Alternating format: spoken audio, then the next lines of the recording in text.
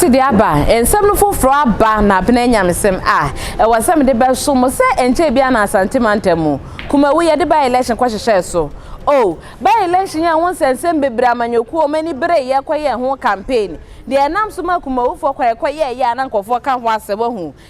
se de to so mienu aba ya Assin North na ififiri mantemu na Assin North nso wo by election e ba be hyehyɛ so no gina se wo panyia na oye mmahye bedwani James Dachi Kwesi Supreme Court say yenyi ne din enfi mmahye bedwafie mu na kyese panyi esa ne nokura bi a wanka no ye Canada ni ye Ghana ni India mamra ne ma ho kwan sa enti isi ayi se June de to so aduno nso ene e fa by election e hyehyɛ so na by election e be ko so nti so onim se ada Supreme Court si agina ye se yenyi ne din fi mmahye bedwafie mu a anche bia ne ekofa kumawu machine se wo ho nyina de ye kwan ne kwa Assin North ye wo ye wo kwan se de wo pese wa kwan ye de a bompai na by election mra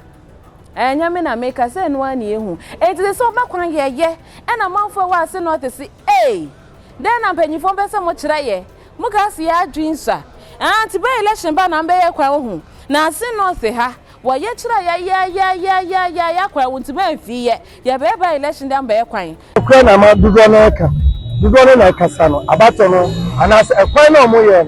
abato no esese bibia ene emre ni duru ni ekoto aba 27 June dia ye kokromoti ebe kire ye gina ye ene ebe kire de epese ye tumi agina kokromoti mu enti eno de moye no hu nye ye hu enti abere nyamesem ensem no saa na eba de a na wosem so de besomo na wote ase ehu de akose ne etie ti Assin North se o makwan wo mo ne ye enti kuma wu ne di kan Assin North toa so se by election si umpotemu a ana se umpeswa so a ne ebe ye wa kwan ama ensem ne ba na ma ba be chechomu ma bo ne tofa na ma papa mu pain na wati ase se ne etie